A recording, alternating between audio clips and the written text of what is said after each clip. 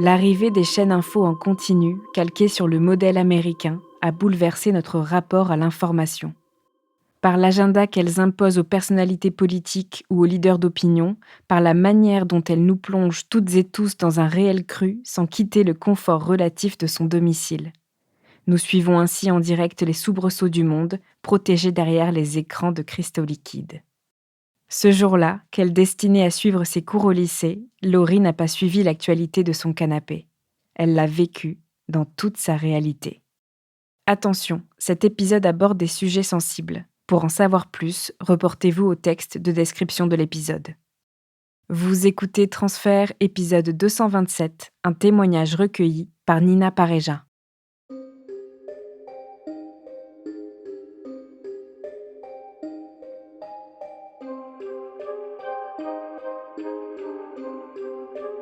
En 2017, j'ai 15 ans et je suis en première ES.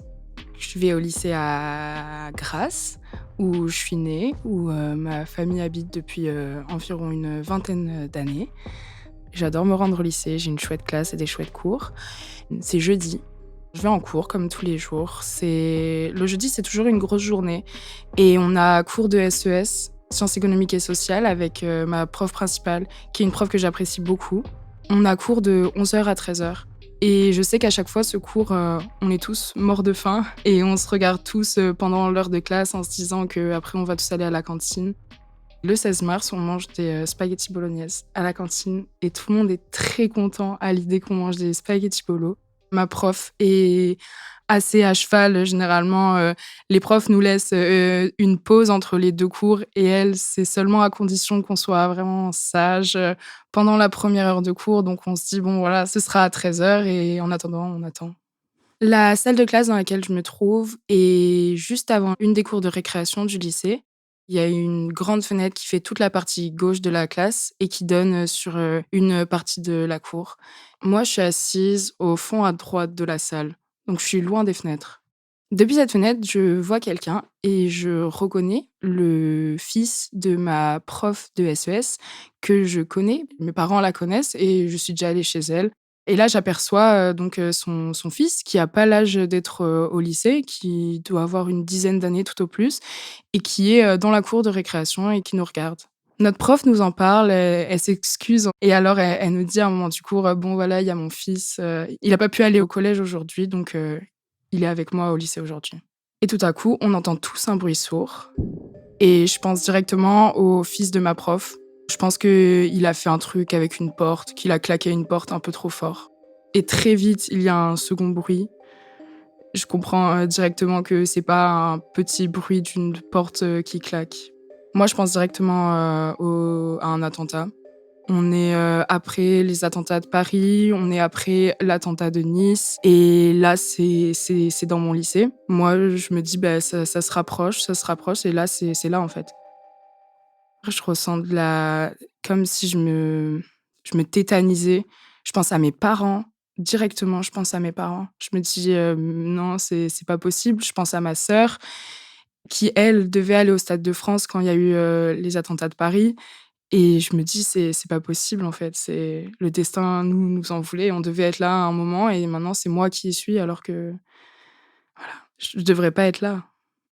Ma prof, directement, une fois qu'elle comprend que c'est pas un bruit qui a été fait par accident, va directement fermer la porte à clé. Parce qu'on comprend bien que c'est pas un incendie, que c'est un truc où il faut qu'on se cache, il faut qu'on reste à l'abri, il faut qu'on se protège. Et donc là, on se met tous dans un coin, tous dans le coin de la salle, donc complètement opposés à la fenêtre. On se met sous les tables et cetera, on se cache tant bien que mal. J'entends des cris dans la cour. J'entends vraiment, en fait, toute u une ambiance, mais je sais pas ce qui se passe. Moi, je suis dans la salle, je suis avec mes camarades de classe, je suis avec ma prof. On a le fils de la prof qu'on ne voit plus. On sait pas, on entend juste des cris et là, des coups de feu. On est certain à ce moment-là que c'est des coups de feu. Quelques personnes dans la classe prennent leur téléphone et appellent la police. Ça raccroche pas, mais ça sonne sans aucune interruption. Je me doute bien que le réseau est surchargé et qu'il y a énormément d'élèves qui ont eu la même idée. Je lis sur tous les visages et je vois bien qu'on est tous complètement tétanisés, qu'il y a pas une personne, voilà, qui va essayer de faire quoi que ce soit, de dire quoi que ce soit. Il y en a qui ont des rires nerveux, mais la plupart sont vraiment tétanisés Je vois de tous les états, de toutes les peurs. Pour moi, c'est nouveau, j'ai jamais ressenti ça avant. J'ai même jamais vu ça sur autant de personnes et en plus de mon âge. Vraiment pour moi, c'est des choses, qui restent toujours, loin de moi. C'est des choses qu'on voit à la télé, qu'on entend à la radio, qu'on voit sur les journaux, mais c'est pas des choses que nous on vit.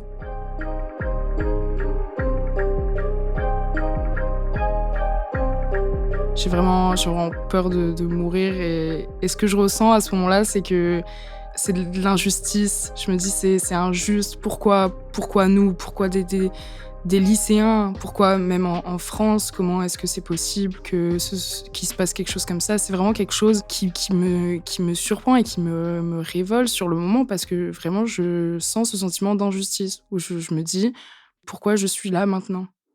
Moi, j'ai envie de courir, de sortir, d'aller très, très loin, d'aller dire à tout le monde que ça va, d'aller voir mes parents aussi parce que pour mes parents, je me dis aussi, je me dis: «Je peux pas partir, c'est pas possible». Je pleure pas parce que j'arrive pas. Je suis tellement, partagée dans toutes, mes émotions, tous mes sentiments que je pleure pas. À ce moment-là, moi, j'ai plein de questions dans ma tête parce que je suis, complètement enfermée. Je ne sais pas ce qui se passe. La seule information que j'ai, c'est des bruits qu'on entend, mais on ne sait pas d'où ils viennent, on ne sait pas de qui ils viennent non plus. Donc moi, je me pose énormément de questions sur, qui est là? Pourquoi est-ce que cette personne, ne vient? Pour qui est-ce qu'elle est là? Est-ce qu'elle est là pour nous? Est-ce qu'elle va venir et elle va est-ce que quelqu'un va sortir de l'établissement, en fait? Est-ce qu'on va survivre, à ça ou est-ce que c'est la fin pour nous tous? Mon téléphone commence à sonner parce que, à défaut d'avoir, réussi à contacter la police, d'autres élèves, du lycée ont réussi à contacter d'autres élèves, d'autres, lycées, voisins, de Grasse. Donc moi, avant même que moi je sache ce qui se passe, mon téléphone a commencé à sonner pour qu'on me dise, «Oui, est-ce que tu vas bien? Il se passe quoi, au lycée?» et cetera. Alors que moi je suis encore dans la salle, je sais même pas. Moi je pour moi je suis encore, c'est encore possible que je meure là dans les prochains instants. Mon téléphone sonne et quand je vois, le nom de ma mère s'afficher, je ne sais pas si je dois lui répondre parce que j'ai peur que si jamais je lui réponds, ce soit la dernière fois que je lui parle ou bien d'avoir cet optimisme où je me dis: «Non, je réponds pas et je l'appelle plus tard quand c'est terminé». Les coups de feu durent très peu de temps. Ça dure, tout au plus 5 minutes, je pense et après ça, il y a un grand silence où on est tous complètement, à la fois à l'affût que quelqu'un vienne nous secourir, enfin, ou bien de est-ce qu'on bouge? Parce que si on bouge, ça peut être, seulement, une stratégie, c'est un silence qui dure entre 5 et 10 minutes. On est dans le doute, on est dans la peur. Ces 10 minutes sont extrêmement longues. Elles me paraissent très, très longues et en effet, elles le sont. Donc j'entends: «Lâchez votre arme, lâchez tout» et moi, à ce moment-là, j'y crois pas. Je pense que c'est, une stratégie, c'est pas un acte, vrai, c'est pas possible à ce moment-là, je pense pas qu'on va sortir et que ce sera fini. Et puis, là, on nous crie, de sortir, de la salle et de courir et donc je suis, machinalement ma classe sans être sûre du tout de ce que je suis en train de faire. Si c'est réellement une bonne idée de quitter les lieux, maintenant, est-ce qu'on serait pas plus en sécurité dans la salle, enfermés? Mais, à ce moment-là, je décide quand même de suivre. La police, crie énormément, après nous, pour qu'on sorte. Il y a beaucoup de cris et l'unité qu'on avait, pu créer, pendant ces 15 minutes dans la salle, tout s'arrête. Dès que je sors, je pense à moi, je pense à ma survie et alors je cours. On nous dit de sortir du lycée par, les issues de secours donc qui se trouvent, sur le gymnase. Quand je passe par la cour, je vois du sang par terre et donc je cours, je traverse, tout le stade, du lycée et donc là, j'arrive, devant le lycée et là, on nous fait signe encore de courir. En fait, tout le long, on est, plus ou moins escortés par des pompiers, du GIGN, du RAID, des gendarmes. Il y avait, énormément de forces mobilisées ce jour-là et donc ils nous guident tous vers, le jardin. qui se trouve, juste en face, de mon lycée. Il y a une villa qui est habitée par, un couple, de grands-parents et donc qui, à ce moment-là, nous ouvre leur jardin. Dans le jardin, on doit être 150-200 élèves. Il y a des profs, il y a des surveillants aussi. Je commence enfin à respirer à nouveau et à prendre conscience que ça va, que personne autour de moi n'a été blessé, que je suis en sécurité, que les gens autour de moi sont en sécurité. Les téléphones sonnent, sans arrêt, surtout que très peu d'élèves ont pensé à prendre, leur téléphone donc les parents essayent d'avoir des nouvelles, par, tel ou tel élève et donc ça fait que énormément de personnes sont au téléphone et à ce moment-là, ma maman m'appelle et ma maman travaille dans le lycée juste à côté du mien et donc elle a appris, elle-même, par, sa collègue, qui l'a appris elle-même par des élèves, qu'il y avait un attentat dans mon lycée, qu'il y avait des otages, qu'il y avait des blessés. Donc ma mère, à ce moment-là, m'appelle en ne sachant que ça et donc moi, je lui réponds j'étais pas tout à fait, remise, mais j'arrive quand même à lui dire rapidement que ça va, que je suis en sécurité, que maintenant je suis hors de portée et que tout va bien. Ça me fait super chaud au cœur, ça me fait super plaisir, mais j'ai peur. Je suis très, très rassurée et très contente de dire à ma mère que je vais bien, pour elle comme pour moi. Dès le départ, on nous dit, que voilà, il faut pas trop donner d'informations parce qu'il y a quand même toujours un hélicoptère qui tourne, au-dessus de nos têtes. On ne sait pas encore, où sont les personnes. On ne sait pas si elles ont été arrêtées et donc on ne doit pas trop parler au téléphone.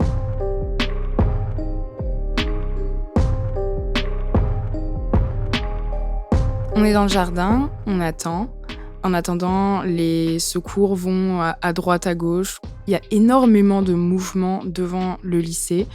Il y a énormément de parents qui sont autour, du jardin, qui essayent de parler, aux élèves à travers, des grillages et moi je suis juste là et j'attends les consignes. Mais c'est long, c'est très, très long et c'est, un moment dans le temps où je sais pas ce qui se passe, je ne sais pas ce qui s'est passé.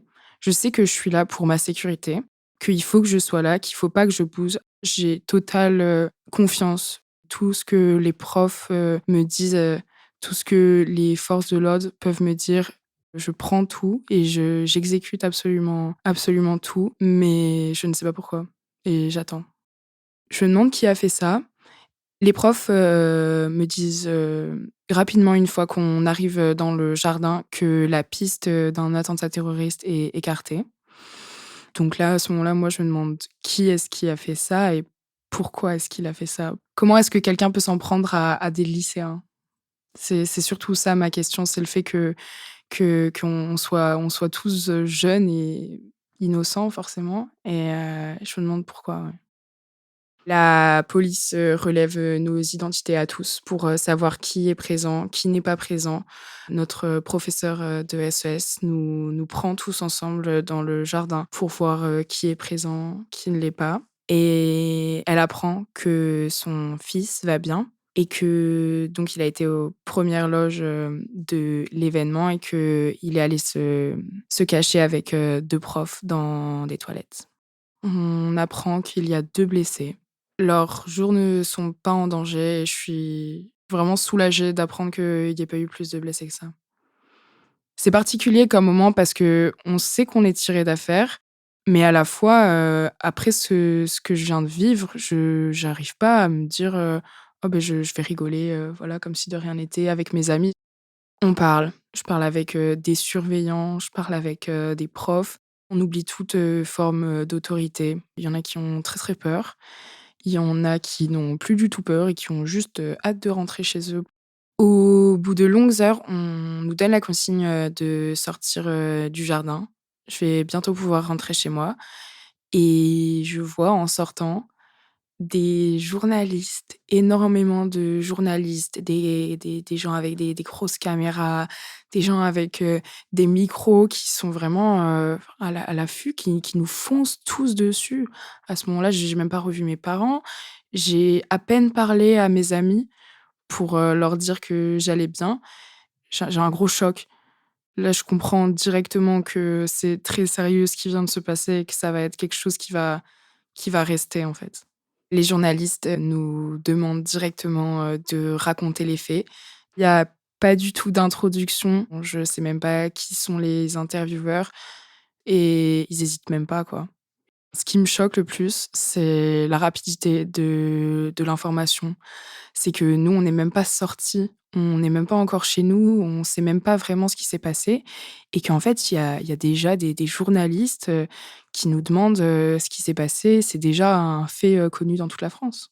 Ce que je vois quand les journalistes m'approchent, c'est qu'ils sont en train de transformer un traumatisme qui n'est même pas fini en un fait divers qui va, seulement leur apporter, de la visibilité et dont ils vont pouvoir parler pendant les prochains jours. Je trouve ça hyper déplacé, super malpoli, super, traumatisant, en fait. Je leur dis pas que ça m'énerve, mais je les ignore complètement. Je passe devant eux comme s'ils n'existaient pas et je refuse catégoriquement d'adresser, un mot à un journaliste. Une fois avoir, dépassé, cette, horde de journalistes, on se rend dans le gymnase, du lycée. Une fois sur place, nos parents vou viennent nous chercher. Je vois mon père avec une chemise complètement, froissée et déboutonnée. Je vois mon père comme je l'ai jamais vu avant et je lis une expression que j'ai non plus jamais vue avant, une expression vraiment de joie, mais à la fois de peur, c'est vraiment quelque chose que j'avais jamais ressenti auparavant et donc quand je le vois, il me prend dans ses bras, directement et c'est un très, très, très beau moment. Ça fait environ 3 heures qu'il est déjà, devant le lycée et qu'il attend, qu'il a plus de batterie sur son téléphone et qu'il a aucune information. Il ne sait pas ce qui se passe. Pour lui, je suis toujours en danger. Il veut simplement me voir et donc quand je le vois, il me dit tout ça et alors je le prends dans mes bras et je suis tellement rassurée, pour moi, mais pour lui à la fois parce que je me dis vraiment je peux pas me permettre de partir. Je peux pas tout laisser, c'est pas du tout possible. Je dois rester pour moi, mais pour mes parents aussi. Là, j'entre avec mon père et 2 copines à moi, chez moi. Il y a ma maman qui attend à la maison et puis là, on se met dehors et juste on parle. Mon père a pour, une fois perdu tout contrôle de lui-même. Il me raconte que voilà, il était dans un état, qui était complètement surréaliste. Il me raconte qu'il a été, voilà complètement, il y avait plus de sens à rien. C'est-à-dire que ma maman l'appelait pour lui dire que ça allait. Il recevait des coups de téléphone pour lui dire que ça allait et il voulait juste répondre à rien du tout. C'est très, très beau parce que mon père qui est pas du tout démonstratif en temps normal, à ce moment-là, me dit vraiment qu'il m'aime avec des mots qui sont très, très touchants et très, très forts.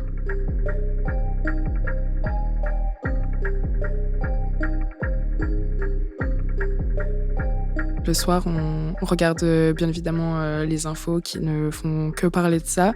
Ce que je constate quand je regarde, le JT, c'est que le tireur, en question est énormément mis en avant. C'est-à-dire que les médias ne parlent que de lui et que de ce qu'il a fait, mais que derrière, on prend absolument pas en compte le fait que, bah, il y avait des centaines de lycéens qui étaient à l'intérieur.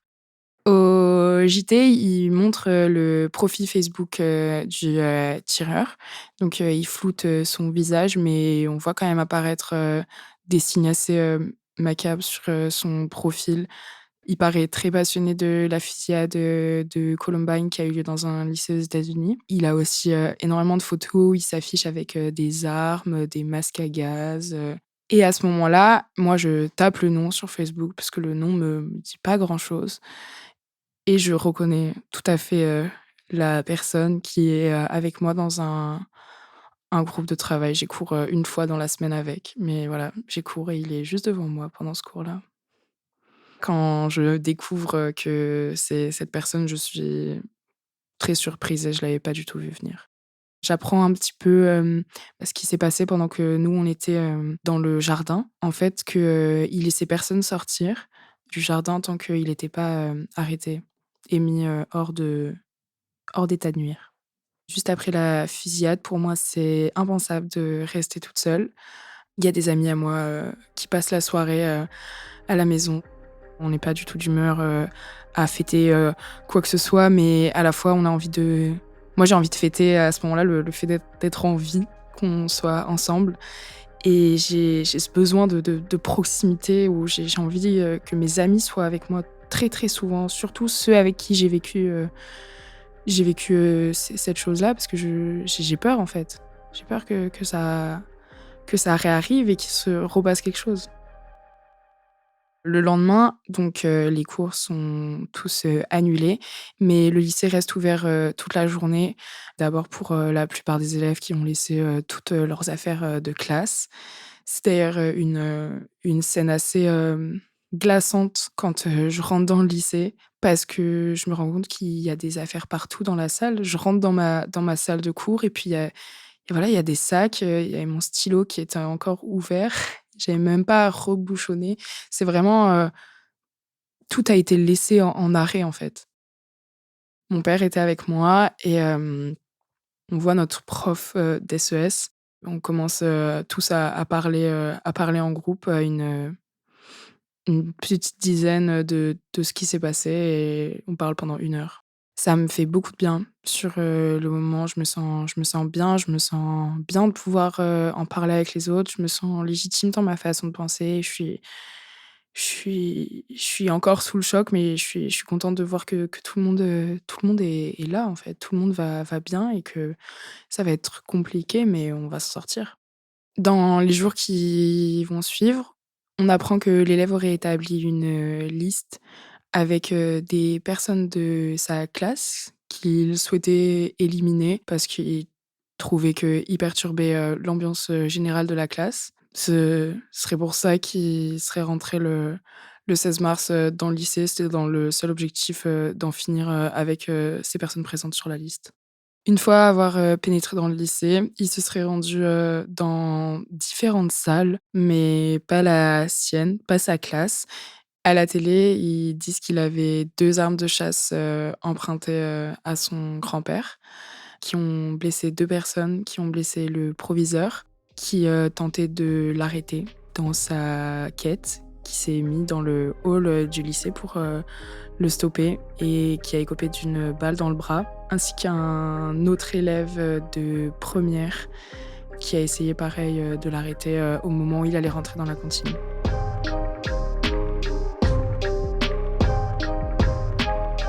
Le lundi, je retourne au lycée. C'est un retour en classe très, très particulier et même pour, tout le lycée parce qu'on est encore tous, sous le choc et quand même un peu apeurés de retourner, dans le lycée. Ça me fait un choc quand je re-rentre dans le lycée parce que je sens que c'est plus, l'endroit que j'associe, directement, aux études. Quand je rentre, le lundi, j'associe ça à la peur directement et je pense à cette salle, je pense à ce moment et c'est très, très dur de passer au-delà de ça et de à nouveau revoir le lycée comme simplement le lycée. Quand on a 6 heures de cours dans la journée et que la première chose quand on arrive en cours, qu'on nous demande c'est: «Comment vous allez? Est-ce que vous voulez en parler?» C'est vrai que ça peut faire du bien, mais c'est vrai qu'au bout d'un moment, moi, j'ai très vite ce rejet, en fait, où je veux plus, trop en parler parce que je me dis: «C'est bon, il faut l'oublier, il faut l'oublier» et pour l'oublier, c'est pas en je peux pas en parler indéfiniment. Pendant, au moins tout le mois qui va suivre le 16 mars, devant le lycée, il y a des journalistes tous les jours, à toutes les heures et ce jusqu'à la fin de la journée, à l'affût de quelconque, information, alors que nous, en tant que lycéens, on n'est absolument pas sûrs des informations qu'on a. À ce moment-là, l'affaire, et l'enquête est encore en cours et donc on sait pas. On sait pas mais il y a ce truc où on nous rappelle en permanence. Avant ça, je voulais être journaliste. J'étais, très intéressée surtout par, le journalisme, d'investigation, le fait de faire, du terrain et cette vague de journalistes comme j'en avais jamais vu, ça m'a complètement, traumatisée et complètement enlevé, cette envie, de faire du journalisme. Je me suis dit: «Je peux pas faire ça. Je peux pas, aller voir, les gens sans leur autorisation, leur demander». Après ça, on en parle, un petit peu moins avec, mes amis. C'est vrai que ça devient, voilà, un sujet dont on parle de temps en temps, mais qui est plus, prépondérant, dans notre discussion. Ça reste quand même, dur d'oublier et de passer outre parce que les dispositifs de sécurité dans le lycée sont multipliés. Il y a beaucoup, beaucoup plus de contrôles à l'entrée, de contrôles à la sortie et puis on est dans la même salle tous les jeudis de 11h à 13h. On est encore dans la même salle et on a toujours, cette peur, au moindre bruit que ça recommence. Aujourd'hui, c'est vrai que, dès qu'il y a un bruit sourd dans la rue, un ballon qui éclate, ça me fait très peur sur le moment. C'est des bruits que j'aime pas du tout entendre, qui me font un haut au cœur, directement, mais généralement, je reprends assez vite mes esprits, mais ça c'est quand même, resté ce bruit.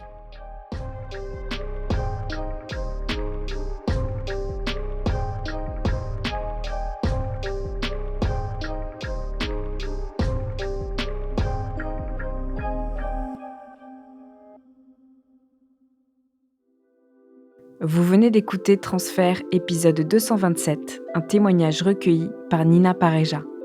Il a été produit et réalisé par Slate.fr sous la direction de Christophe Caron et Benjamin Septem-Ours. Production éditoriale, Sarah Koskiewicz. Prise de son, montage et réalisation, Victor Banamou. L'introduction a été écrite par Christophe Caron et lue par Aurélie Rodriguez. Retrouvez Transfert tous les jeudis sur Slate.fr et sur votre application d'écoute préférée. Découvrez aussi Transfert Club, l'offre premium de Transfert. 2 fois par mois, vous aurez accès à du contenu exclusif, des histoires inédites et les coulisses de vos épisodes préférés. À retrouver sur slate.fr/transfertclub et sur toutes les plateformes de podcast. Pour proposer une histoire, vous pouvez nous envoyer un mail à l'adresse transfert@slate.fr.